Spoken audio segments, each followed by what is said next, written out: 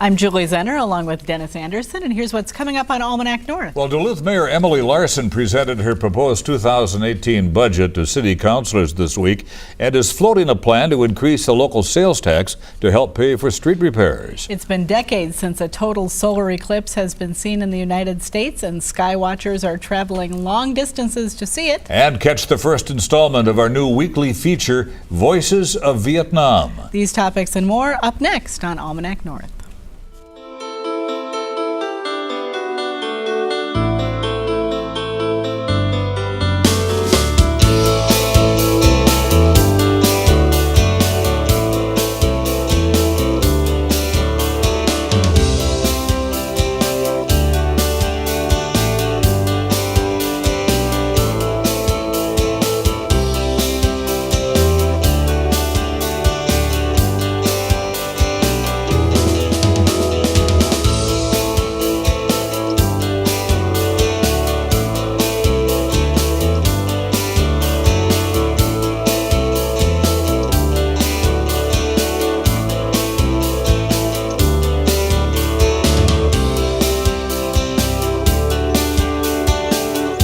And welcome to Almanac North. Thanks for watching. And Denny, it's good to be back after a week off during the WDSE membership drive. Our members had a chance to pledge once again, and we thank them for being so generous. It was a very good membership drive. Thank you so much. All and we right. have an interesting show lined up, so let's get started. All right. Thank you very much, Julie, and welcome, everyone.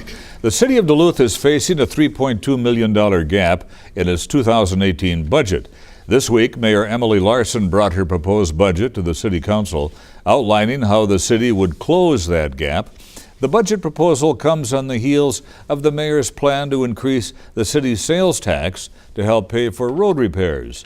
Some big decisions ahead, and here to talk about all of this is Mayor Emily Larson of the City of Duluth. Mayor, first of all, welcome back. Thanks again for appearing really on nice our program. To be here. Let's talk first about the budget crunch. What happened? Why is there such a big gap? Well, we really have a structural budget issue at the city, and that's not unlike other governments. I think really we provide a variety of services to our residents, and each year the cost of providing those services go up, but our revenues do not. 35% of our budget comes from local government aid. That does not grow with inflation. If it did, we'd be receiving close to $35 million. Currently, we receive $29 million. So we have that challenge. And then we have what everyone else is facing, which is increasing healthcare costs that are really volatile and are very unpredictable. And some years they go up, that price goes up 18%. Some years it goes up 4%. But it makes budgeting every year a real challenge. So we started with a significant deficit. I had to figure out a way to do that. Address that. We are making budget cuts internally, $2.1 million of budget cuts, and we are prioritizing streets. So it's really an infrastructure budget. We are identifying structural budget issues, remedying them, and investing in streets. Let's talk about the street plan, because you are proposing a 0.5% increase in sales tax to fund this. Where did that idea come from, and how would it help solve the issue that we're having right now with streets? Well, when I announced it, started with the joke of newsflash, our roads are bad. Everyone knows, and it is the number one concern I hear from people. When I gave my State of the City address this spring, I told the public I would come back with a street plan and a way to pay for our roads. We have about $450 million worth of road work we need done. It's actually closer to $460 million. We have 450 miles of road, and we currently have $2.8 million that we're working with. A good chunk of that goes to pay down old bond debt. So in the end, we have $1.5 million we're investing in streets every year, and it shows. So what happens if the sales tax doesn't get increased? So my proposal is to increase the sales tax 0.5%, and we've put it now to the voters. The voters will decide this November. The referendum question was approved by the council. It would generate $7 million in a dedicated fund. So it would not be used for anything else, could not be used for anything else. It would require support from the legislature for it. Is there a backup plan? The backup plan is more complicated because the backup plan looks a lot like what I did this year, where we are cutting our budget and increasing our taxes to pay for streets. That is essentially the backup plan. And so I think this is the right plan. We studied this, since the beginning of the year. What can we do? What are cities doing?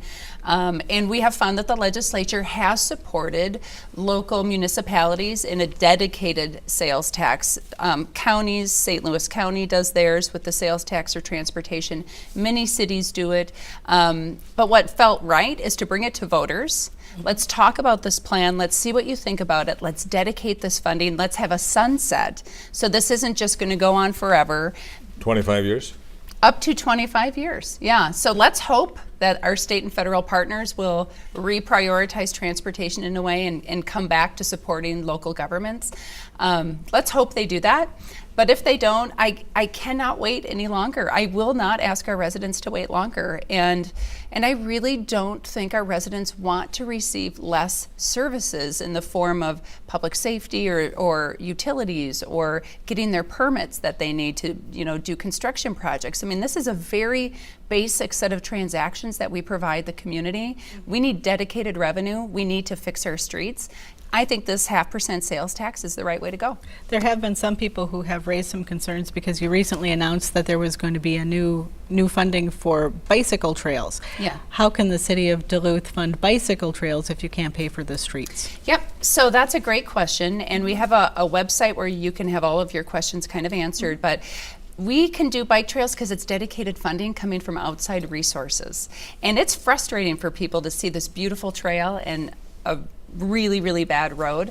And so what we've been able to do with trails is what we have to do now with streets. And the beauty to me of the sales tax is that everyone shares in the investment. So we are a city of 86,000 people. We have 35,000 daily commuters, and then we have 6.7 million visitors. So we have this built infrastructure to provide all of that. And being a regional center is great. It is such an asset, but we struggle to provide the infrastructure needed to do all of that servicing. So the sales tax allows everyone to co-invest in that solution. And then again, we dedicate it. So you can't use it for other things. This will only be used for streets and sidewalks and bridges. Very basic infrastructure. Go ahead, Julie. Now, people can still expect to see some cuts in services, though, because there are cuts in the budget across the board, correct? Where do you see people feeling the pain of this budget the most? Well, I think that remains to be seen a little bit because we're still kind of sorting through how does this look, right? So I did propose $2.1 million in cuts from our own office and division, the mayor's office and our attorney's office, almost 10% of cuts from our division.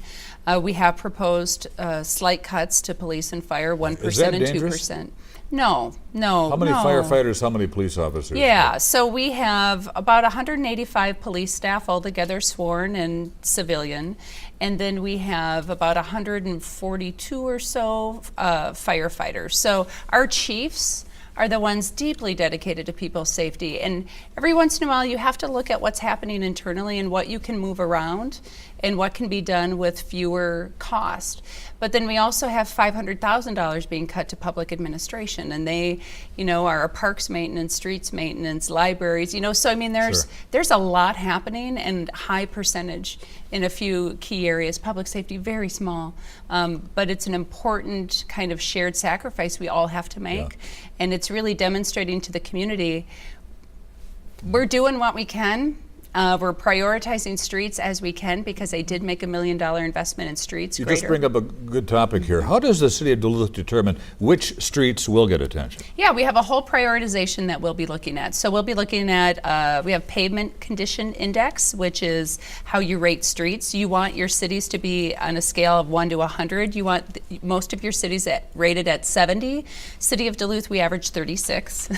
So we'll look at that. We'll look at traffic. We'll look at utilities because we want to align it. People get very frustrated. A water main breaks, we tear up your street, we do that, then 2 years later we come back and finish working on your street. We would align with St. Louis County and their projects. We would align with MnDOT and their projects. So we actually have a whole set of information on that website about prioritization.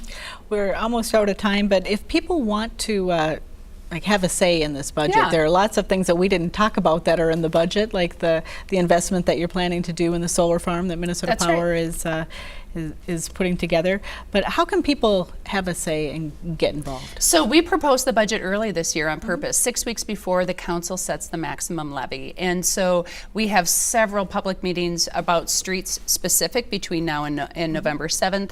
But every discussion about the budget is public now, and I'm sure the council will be discussing it publicly. And then there'll be, truth and taxation hearings later on when we set the final budget in December. Duluth Mayor Emily Larson, thank you very much for being here tonight. Thank you.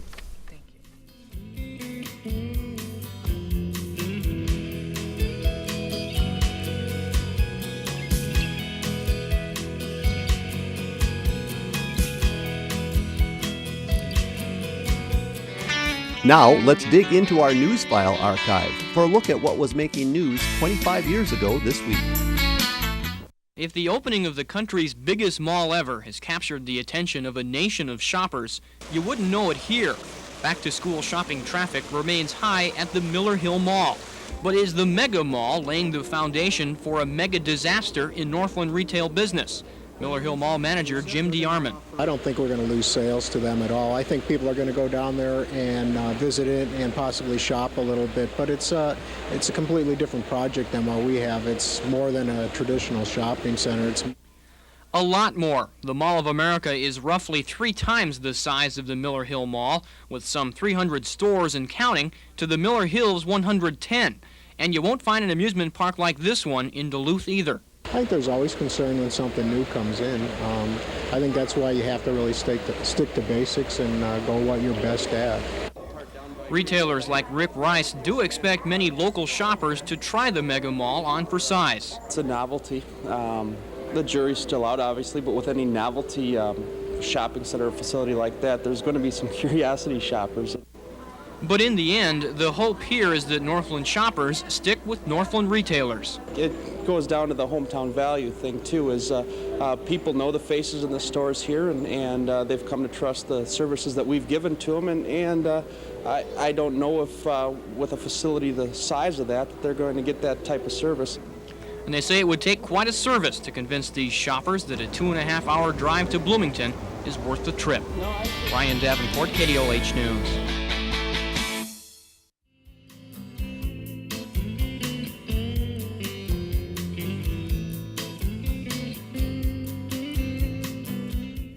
They're calling it the Great American Eclipse, the first total solar eclipse visible in the United States since 1979. The full eclipse will be seen in a narrow band moving diagonally across the U.S. from Oregon to South Carolina on Monday. In the Northland, the peak of the eclipse will occur just after 1 p.m. when the sun will be about 75% obscured by the moon. Here with all you need to know about viewing the eclipse is Astro Bob King, local astronomer, author, and a blogger. And welcome back, Bob. Well, thank you. It's great to be back again with you. Always fun to have you. Why are folks so fascinated by an eclipse? Well, I think it's because it's one of the most unique, certainly one of the rarest events in nature that we can see. And we all know what's happening, and it's all within a day's driving distance for so many Americans. So why not? We should go see it. And that's what I've been encouraging. So many people I'm talking to are asking, well, how much of the eclipse will we actually see in Duluth? Can you answer that? Well, as Julie mentioned, about 76% to be exact in Duluth, and a little bit more if you're down in the Twin Cities area. So 3/4 covered. Now, have you had an opportunity in the past to see a solar eclipse, or is this going to be something new and fun and exciting for you too? It's going to be fun and exciting, but it will not be new. Although the experience is so unusual. The last time I saw an eclipse was 19 years ago. But no, I've been to 5 total eclipses, and 2 of those, the first 2 were overcast. Drove 1,500 miles. Oh my goodness. Cloudy, right at the key time. But 3 of those were clear, and the last one I was at was back in 1998 in Aruba. and we were on a beach watching it. Wow. And then before that, I went to the last one in the United States, which was 38 years ago, as you mentioned, up in Lake Winnipeg is where I set up my little telescope, and I had a great time looking at that. But that was the first clear eclipse I saw. Let's talk about eye protection. You've brought some examples. I did. This is vitally important. It really is. No matter where you're at, you could be watching the total eclipse, or you could be in Duluth watching a partial eclipse. You're going to need eyewear so that you can protect your retinas against the intensity of the sunlight.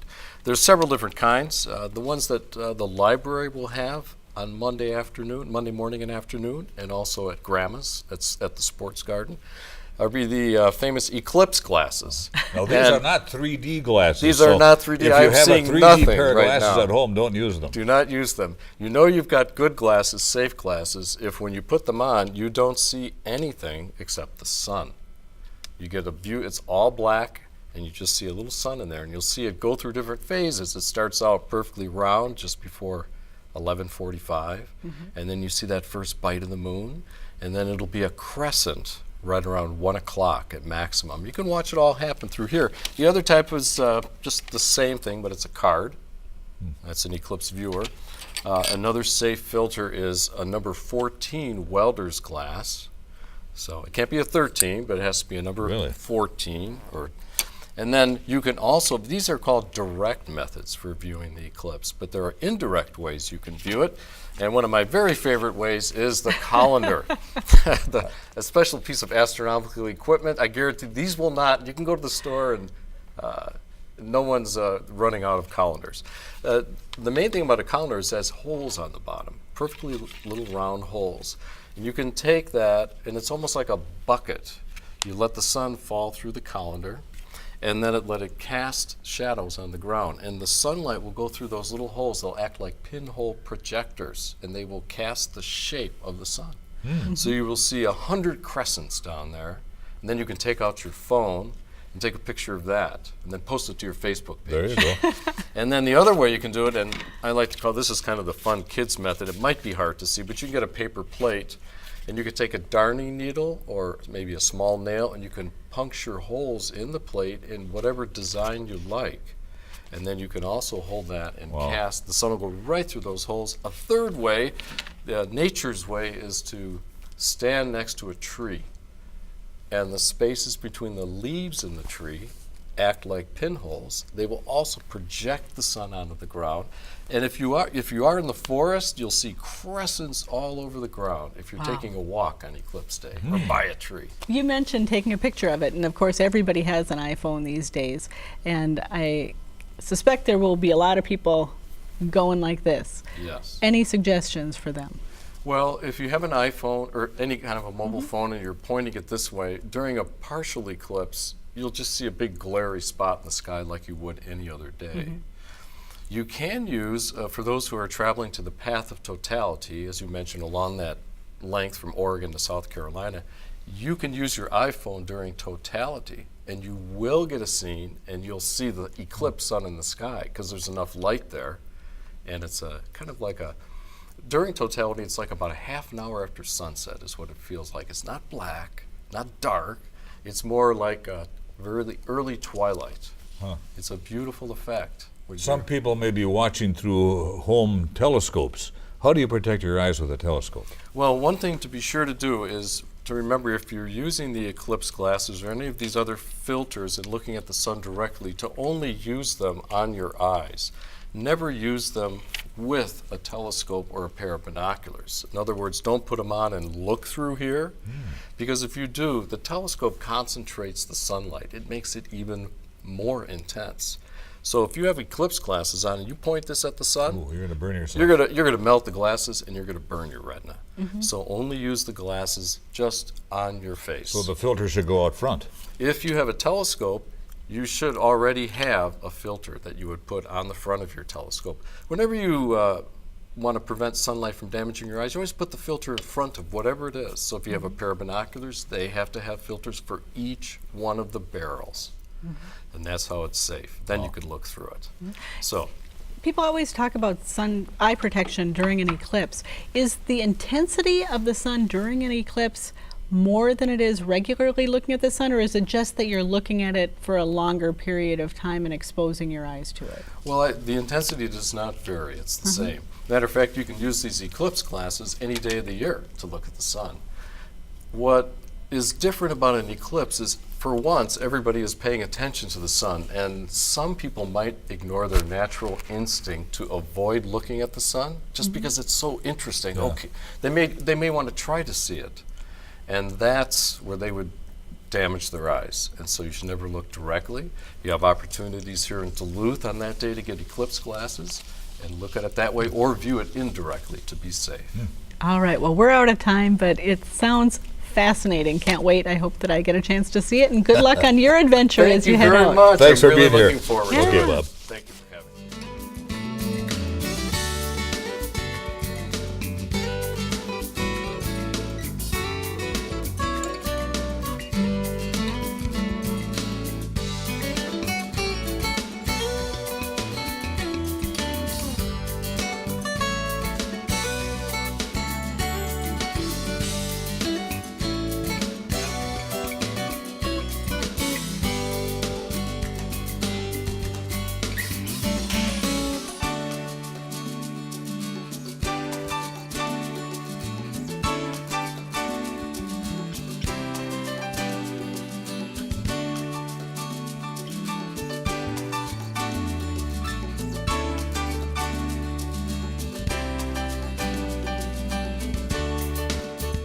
Next month, public television stations across the country will air The Vietnam War, a major new 10-part documentary series from Ken Burns.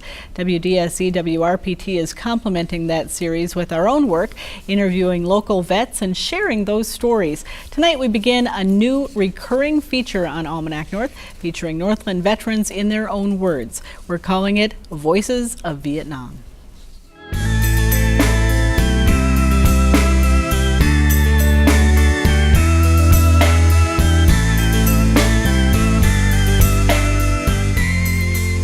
I got a letter from the Army saying, "What are you doing?" Or the draft board.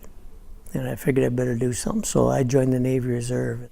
And when you got the letter, I knew they were after me, and so I joined the Navy Reserve. I joined on a Monday night, and on Wednesday I got my letter to report for my Army physical.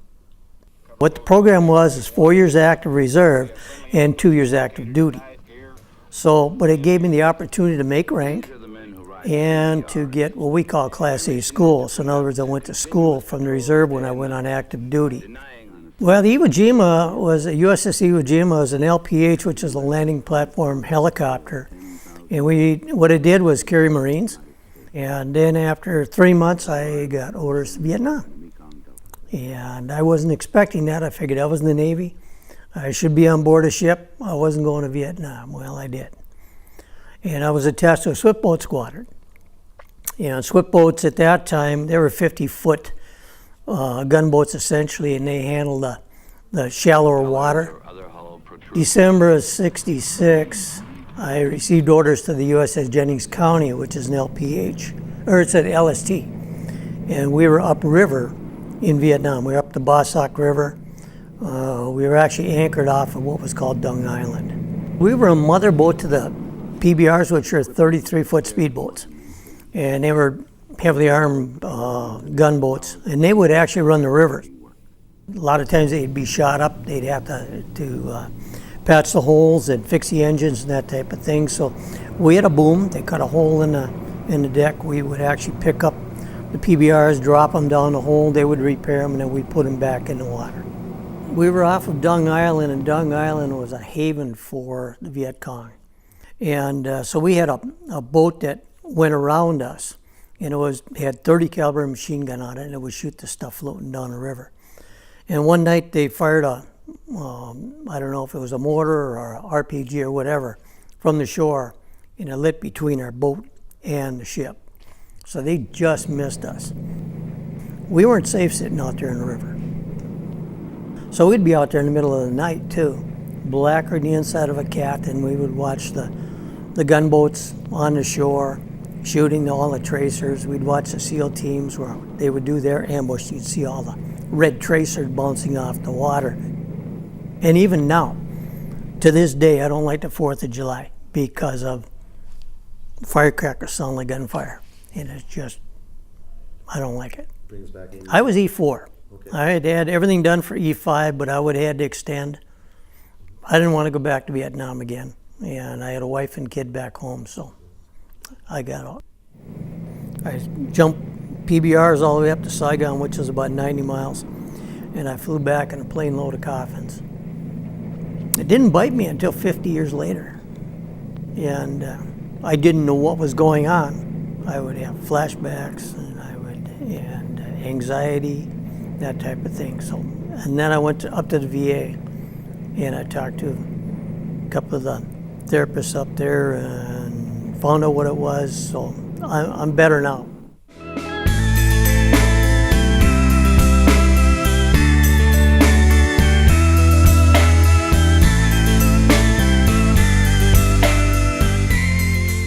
Next Tuesday, viewers in the Hibbing area can attend a special preview of the Ken Burns special. The screening begins at 6:30 p.m. at the Little Theater in the Hibbing Memorial Building, with coffee and conversation following at 7:30. It's time now for a look at the business headlines from Business North. 3 lawsuits representing 43 workers were filed Wednesday against Fraser Shipyard's parent corporation, Northern Engineering and Interlake Steamship.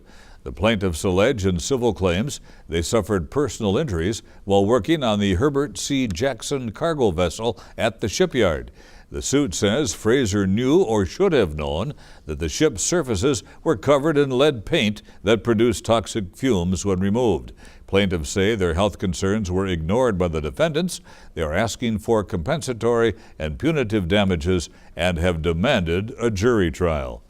The Duluth Superior aviation industry is strong and continues to grow, according to a new study conducted by the Minnesota Department of Employment and Economic Development.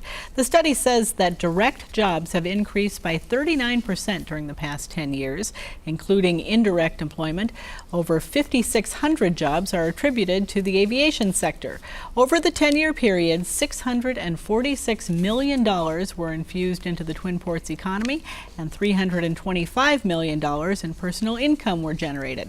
Speakers at the news conference Wednesday lauded the area's workforce, but said there's still a shortage of qualified aircraft employees.